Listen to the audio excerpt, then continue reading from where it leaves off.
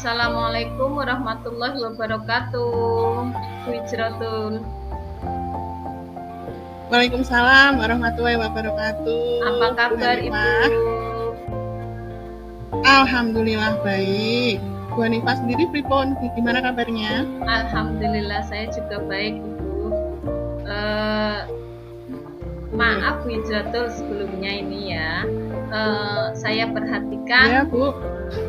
akhir-akhir ini saya perhatikan Bu Hijratul. Setiap selesai mengajar ada yang serius dipikirkan. Kira-kira benar enggak Bu? Iya benar Bu Hanifah. Bolehkah saya minta waktunya Bu Hanifah? Di sini saya ingin bercerita Bu tentang apa yang saya rasakan akhir-akhir ini di kelas. Kebetulan menyangkut siswa di kelas Bu. Jadi ini mungkin membutuhkan waktu yang agak lama seperti itu. Apakah Bu Hanifah berkenan? Oh, boleh Bu, silahkan. Saya sangat-sangat berkenan karena kebetulan ini saya jam mengajarnya kosong, ada waktu. Jadi silahkan kalau Bu Hijratul mau bercerita dan lain sebagainya. Dengan senang hati saya menerima. Ya, terima kasih loh Bu Hanifah sebelumnya. Jadi begini Bu. Ya, jadi apa nih yang saya ingin mendapatkan bisa saya solusi. bantu Bu Hijratul? Iya. Jadi saya ingin mendapatkan solusi dari masalah saya Bu. Jadi ada masalah sedikit di kelas seperti itu. Oh begitu. Coba Ibu bisa menceritakan kepada saya. Saya ingin tahu apa yang menjadi beban pikiran dari Bu Hijratul tentang murid-murid yang membuat Bu Hijratul itu sedikit terfikirkan gitu. Kira-kira apa Bu Hijratul? Iya Bu, jadi gini, saya tuh merasa kalau murid-murid saya itu tidak seluruhnya aktif dalam kegiatan diskusi dan presentasi kelompok seperti itu. Pada materi di bab 1 ini terutama ya, hakikat ilmu geografi. Jadi kenapa sih dari beberapa kelas kok dari kelompok yang saya bagi itu kok tidak semua anak bisa aktif seperti itu. Seperti itu sih Bu. Oh gitu. Mengapa? Saya tuh harus seperti apa? Gitu. Iya. Mengapa Bu? Apa yang membuat Bu Hijroh itu merasa banyak siswa yang tidak aktif di kelas? Begini ya Bu ya. Jadi setiap diskusi kelompok ada saja murid yang tidak serius dalam mengerjakan pekerjaan kelompok. Jadi mengandalkan anggota lain, mengandalkan teman satu kelompoknya yang dianggap mereka pandai seperti itu. Jadi yang lain hanya diam saja gitu, menunggu nanti sudah selesai dan hanya numpang nama seperti itu. Oh begitu. Seperti Jadi itu, Bu. Iya. Apa yang menjadi target atau tujuan dari Bu Hijratul yang bisa Bu Hijratul harapkan, yang Bu Hijratul capai setelah nanti kita mengobrol lebih lanjut Ibu? Begini Bu, saya ingin mendapatkan solusi yang tepat agar semua murid itu mau berpartisipasi aktif saat berdiskusi dan presentasi. Kemudian nanti hasil diskusinya, kemudian pada saat presentasi, kelompok yang lain, nah itu nanti semuanya itu mau menyimak seperti itu, mau mendengarkan. Biar nanti ada yang bertanya, kemudian ada yang berpendapat seperti itu. Saya kepinginnya itu semua aktif begitu Bu. Oke Bu Hijratul. Menurut Bu Hijratul, hal apa saja yang membuat murid-murid Ibu itu kurang aktif pada saat pembelajaran dengan metode diskusi kelompok itu? Entahlah ya Bu ya, saya juga bingung sih. Apa mungkin karena kalau saya memberikan tugas kelompok terlalu mudah, atau malah terlalu sulit, atau mungkin mereka belum paham. Nah, atau apa ya Bu, saya juga masih bingung mencari-cari gitu. Atau mungkin ya Bu ya, mereka tuh kan dari misalnya 6 kelompok gitu kan. Dalam satu kelompok itu ada 6 orang, mungkin ada 1-2 orang yang mengerjakannya itu cepat, jadi yang sisanya dari anggota itu ya udah yang cepat aja yang mengerjakan seperti itu. Terkadang juga ada yang seperti itu. Itu Bu. Oke, dalam satu kelompok biasanya terdiri dari berapa anggota Ibu? Ya itu tadi karena jumlah siswanya itu 36 dalam satu kelas, jadi saya bagi menjadi 6 kelompok gitu kan. Satu kelompoknya 6 anak seperti itu. Saya pikir itu lebih memudahkan saya untuk nanti koordinasi, dan juga kelompoknya juga tidak terlalu banyak seperti itu. Oke, menurut Bu Hijrotul dengan pembagian kelompok yang berjumlah 6 anak itu apakah sudah efektif Bu? Semua saya pikir itu akan memudahkan saya dalam merekap hasil kerja kelompok kan, karena jumlah kelompoknya kan tidak terlalu banyak. Tapi dampak negatifnya malah dalam kerja kelompok itu ada yang cuma menunggu hasil atau cuma menyalin hasil jika tidak ditunjuk melakukan tugas penting yang ditentukan ketua kelompoknya, begitu. Oh begitu Bu. Kira-kira apa saja yang dapat membuat murid Bu Hijrotul itu antusias, aktif, kemudian kreatif dalam diskusi dan presentasi yang ada dalam pembelajaran Bu Hijrotul?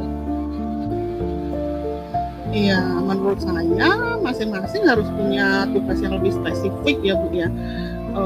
Harus dikurangi sih kalau menurut saya jumlah anggota kelompoknya. Kalau bisa tugasnya yang bisa mereka kerjakan dengan senang hati. Artinya kalau tadinya satu kelompok 6 anak, mungkin nanti satu kelompok akan saya bagi jadi 3 seperti itu. Jadi nanti ada distribusi tugas yang lebih jelas dan yang lebih adil. Wah, saya sependapat dengan Bu Hijrotul. Lalu menurut pendapat Bu Hijrotul mengenai tugas yang diberikan kelompok, apa penyebab presentasi itu tidak antusias pada saat sesi tanya jawab, pada saat sesi berpendapat? Kira-kira penyebabnya apa? Saya pikir penyebabnya ya karena ini ya, tanggapannya hampir sama semua ya, homogen seperti itu. Yang menyampaikan pendapat juga ini seperti membacakan resume saja tanpa ekspresi, tidak seru dan jadi membosankan akhirnya seperti itu. Berarti intinya perlu perbaikan dalam pengorganisasian kelompok ya Bu ya. Kemudian diferensiasi hasil diskusi serta cara menanggapi presentasi yang disimak gitu ya Bu ya. Iya, betul Bu. Menurut saya kok iya seperti itu. Oke, lalu apa alternatif perubahan yang sekiranya bisa Bu Hijrotul lakukan sebagai langkah perbaikan dalam pengorganisasian kelompok, kemudian diferensiasi hasil diskusi, kemudian cara menanggapi presentasi yang disimak itu Ibu? Ke depan mungkin saya akan coba perkecil lagi jumlah anggota kelompoknya Bu. Alternatif hasil diskusi juga sepertinya perlu dimerdekakan, dianeka-ragamkan. Misalnya bisa dengan gambar, poster, puisi, narasi deskriptif, atau apalah yang mereka suka. Kan kalau dari gambar ada yang ingin diketahui maksudnya, itu bisa memotivasi murid ya Bu ya untuk bertanya nantinya. Seperti itu. Oke, ide yang bagus dari Bu Hijrotul gitu. Lalu apa penganeka-ragaman tanggapan yang bagaimana agar lebih menarik menurut Bu Hijrotul? Menurut saya dimerdekakan dan didiferensiasikan juga Bu. Misalnya selain dengan deskripsi, naratif, video, peta konsep gitu ya. Jadi artinya begini, nanti ketika ada permasalahan dengan jawaban dari anak itu nanti mereka sudah siap gitu, sudah siap dengan jawabannya, karena ketika anak membuat itu sudah sesuai dengan keinginannya, sudah sesuai dengan apa yang sesuai dengan passion mereka. Misalnya mereka suka membuat poster, jadi ya nanti ketika ada pertanyaan pasti mereka sudah akan siap dengan jawabannya, karena mereka mengerjakannya dengan senang hati, gitu, dengan nyaman. Oke, keren sekali Bu Hijrotul.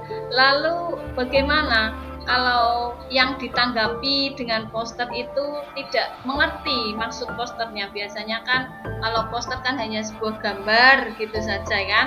Ada anak yang bisa memahami arti gambar itu, makna dari gambar. Ada juga sebagian yang tidak bisa memahami makna dari gambar atau poster itu. Kira-kira bagaimana, Bu? Iya, jangan asal membuat poster, Bu. Jadi yang menanggapi dengan poster harus bisa menjelaskan alasan mengapa ia menanggapi dengan poster itu, seperti itu.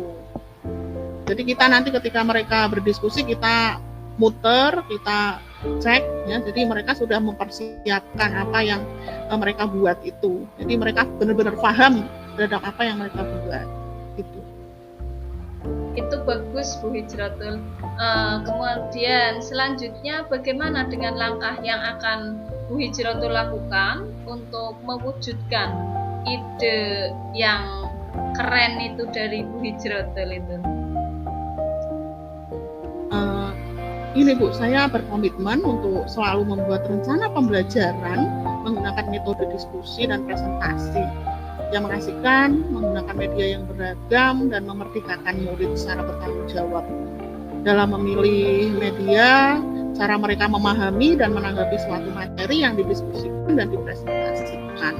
Jadi anak itu mengerjakan dengan senang hati dan mereka merasa nyaman terhadap tugas yang diberikan.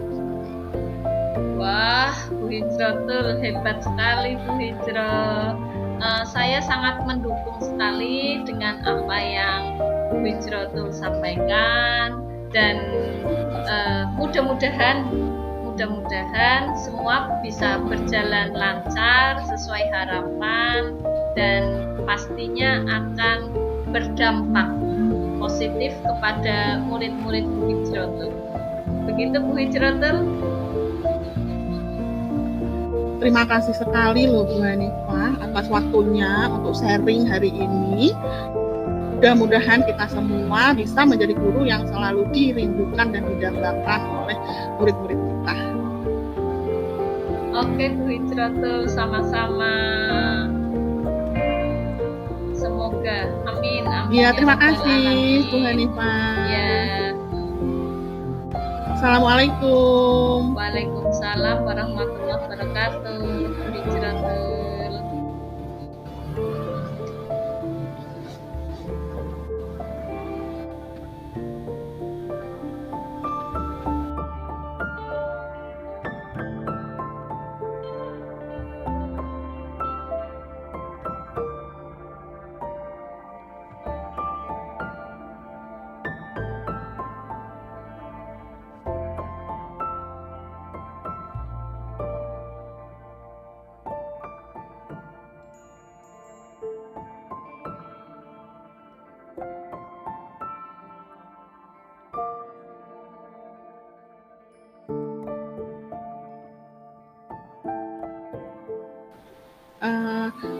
Assalamualaikum warahmatullahi wabarakatuh. Selamat siang Bu Hanifah.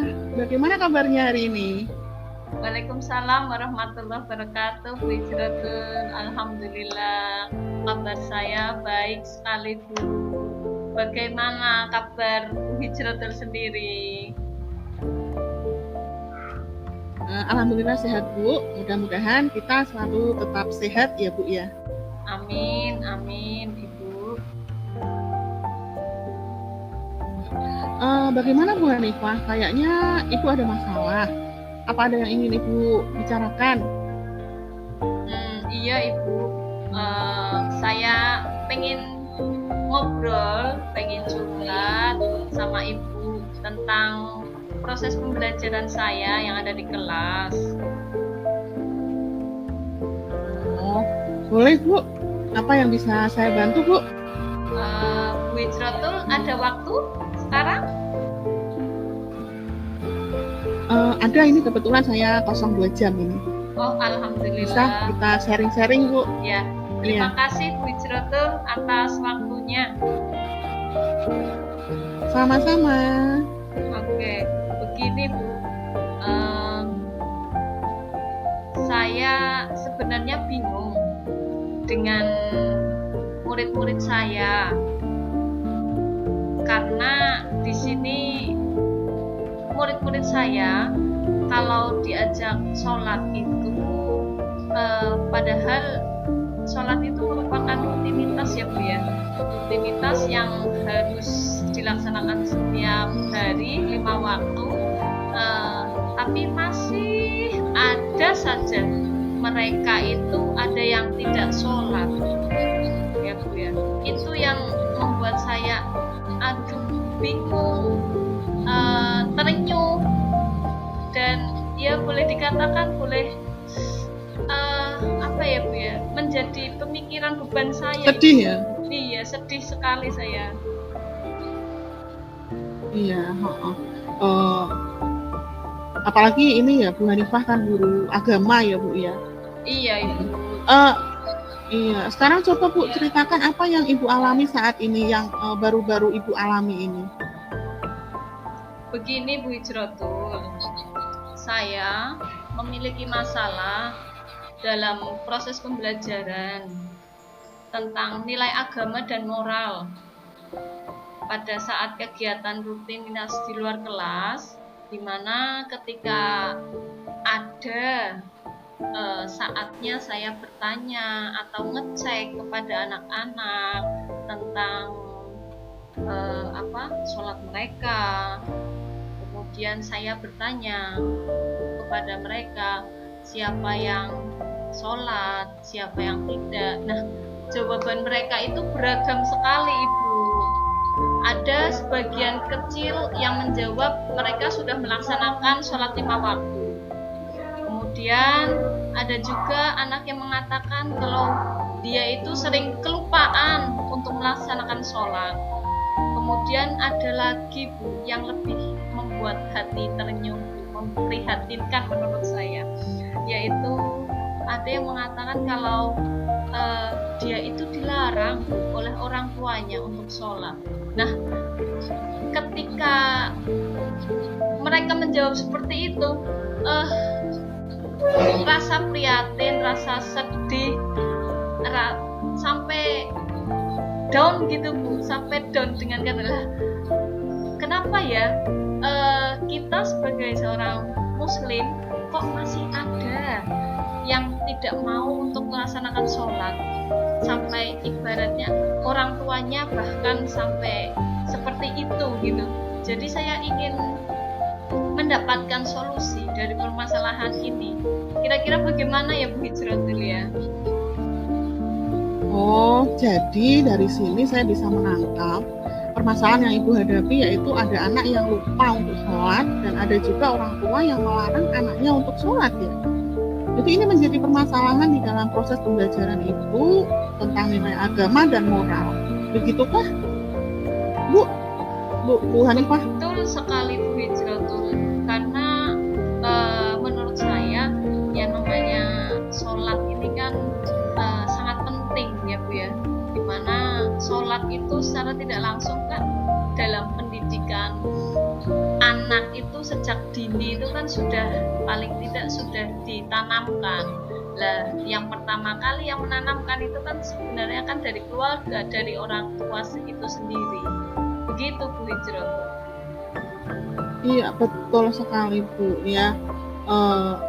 Dari permasalahan yang Ibu hadapi ini, nanti apa rencana yang akan Ibu lakukan? Rencana saya akan melakukan perbaikan dalam proses pembelajaran, kemudian agar pembelajaran saya lebih baik lagi ke depannya. Kemudian saya akan terus memotivasi anak, mengingatkan anak agar mereka sadar, mempunyai kesadaran diri bahwasanya yang namanya menegakkan sholat 5 waktu itu merupakan kewajiban, bentuk ketaatan seorang hamba terhadap Sang Pencipta. Dan saya meyakinkan kepada murid saya juga bahwasanya dengan sholat itu pasti akan membawa kebaikan. Pastinya kebaikan itu selalu akan selalu di belakang mereka, seperti itu Bu Hijrah. Ya, iya benar sekali Bu. Jadi menurut Ibu untuk mencapai nilai agama dan moral anak dengan baik agar anak tersebut mau untuk sholat dan orang tuanya mendukung ya Bu ya. Iya. Jadi program pembelajaran kita ini serta orang tua juga tidak meninggalkan sholat juga ya. Seperti apa itu menurut Ibu? Jadi kalau menurut saya untuk mencapai nilai agama dan moral anak itu lebih baik, mungkin saya akan mulai dengan mengajarkan anak ini mulai dari basicnya dulu. Mulai dari basic, yaitu dari basic pembelajaran misal cara berwudu yang benar, kemudian gerakan-gerakan sholat yang benar, kemudian bacaan-bacaan sholat yang sesuai, nanti praktik, intinya seperti itu, praktik di sekolah. Kemudian nanti juga di sekolah juga ada mempunyai program kegiatan sholat duha, paling tidak pada saat pembelajaran saya dilaksanakan. Sedangkan untuk orang tua yang sampai tanda petik melarang anaknya untuk sholat itu kemungkinan nanti akan mengadakan parenting per kelas, kemudian orang tua diundang, kemudian selain itu juga mengundang para ahlinya, misalnya dalam hal ini kiai seperti itu yang lebih ahli lagi, untuk paling tidak agar memberikan motivasi kepada orang tua, memberikan masukan kepada orang tua agar orang tua ini lebih mengerti dan kedepannya lebih bisa membimbing anak mereka, sehingga di keluarganya pada saat anak itu di rumah, orang tua itu bisa membimbing anak, kemudian menyuruh anak untuk mengerjakan sholat 5 waktu seperti itu, dimana itu menjadi kewajiban bagi seorang muslim. Begitu Bu Hijrah. Keren ya Bu. Jadi Bu pengen anak ini mau untuk sholat dan orang tua juga bisa menjalankan kewajibannya sebagai seorang muslim ya Bu ya, untuk sholat dan tidak melarang anaknya untuk sholat. Begitu ya Bu ya? Iya, benar sekali Bu Hijrotul. Ya, karena basicnya mereka kan juga anak-anak SMA itu kan juga sudah balik ya Bu ya, sudah harus untuk sholat, untuk kewajiban itu harus dilaksanakan dengan sebaik-baiknya, begitu Bu Hijrotul. Terus bagaimana dengan orang tua yang masih tidak peduli dengan ini? Seperti seandainya ada orang tua yang bilang anak saya mau sholat atau tidak, sholat itu bukan urusan ibu. Lalu bagaimana ibu menanggapinya? Mungkin saya akan mengajak orang tua melakukan refleksi, kemudian berbicara dari hati ke hati, berbicara empat mata, perlahan-lahan, agar dengan bahasa yang sekiranya menyentuh mereka, agar mereka memahami, menyadari bahwasanya sholat itu ya kewajiban, tidak bisa ditinggalkan, bahwa sholat itu ya tanda petik tiang agama, seperti itu. Oke Bu Hanifah, jadi apa yang Ibu dapat dari diskusi kita hari ini? Saya pikir ketika pembelajaran itu hanya menjelaskan dan menyampaikan saja materi kepada anak-anak di kelas, itu tidak cukup. Harusnya kita juga mempraktikkan kegiatan pembelajaran ini kepada anak, jadi anak akan lebih tahu, lebih baik. Itu menurut saya. Jadi paling tidak kita menjadi suri tauladan bagi anak-anak. Seperti itu, Bu. Setuju saya, Bu. Setuju sekali, Bu. Kemudian apa dukungan yang Ibu butuhkan untuk berjalannya kegiatan ini nantinya? Nah, itu Bu, yang jelas yang saya butuhkan dari kegiatan ini agar bisa berjalan dengan lancar, agar bisa tercapai semuanya. Saya butuh dukungan yang pertama tentu saja dari kepala sekolah, kemudian rekan sejawat, dan orang tua murid, Ibu.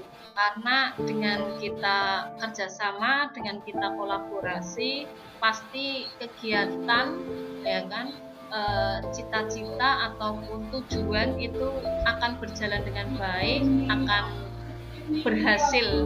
Menurut saya seperti itu, Ibu. Iya, bagus sekali Bu Hanifah. Kita perlu berkolaborasi dalam menjalankan ini, karena berkolaborasi ini semua yang berat akan menjadi ringan. Iya, Bu Hijrotul. Terima kasih. Nah, mudah-mudahan bisa diterapkan ya Bu Hanifah ya. Pengen lagi loh mendengar ceritanya Bu Hanifah kalau sudah melakukan kegiatan itu. Kira-kira kapan Bu akan dilaksanakan untuk kegiatan ini? Ya, insya Allah Bu, saya akan melakukan secepatnya. Kemungkinan minggu depan, Ibu. Nanti saya akan musyawarahkan dulu, berkolaborasi dulu dengan warga sekolah, kemudian nanti actionnya minggu depan, Ibu. Minggu depan ya? Oke Bu Hanifah, saya tunggu loh hasilnya setelah Ibu mencoba seperti yang Ibu jelaskan tadi, dengan melakukan praktek sholat di sekolah, kemudian parenting gitu kan, parenting orang tua ya, berarti kan ada kelas orang tua, kemudian melakukan refleksi. Luar biasa loh Bu Hanifah. Terima kasih banyak atas refleksinya dan sudah mengajak saya untuk refleksi ini. Terima kasih Bu Hijrotul, sama-sama.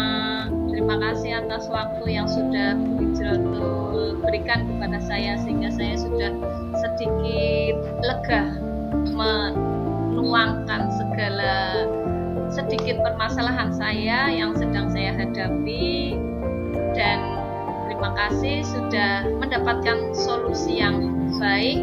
Insya Allah kedepannya akan berjalan dengan lancar. Terima kasih Bu Hijrotul. Ya, sama-sama Bu Hanifah. Sampai ketemu lagi ya Bu. Iya Ibu. Sampai jumpa. Ya. Assalamualaikum. Iya. Waalaikumsalam warahmatullahi wabarakatuh.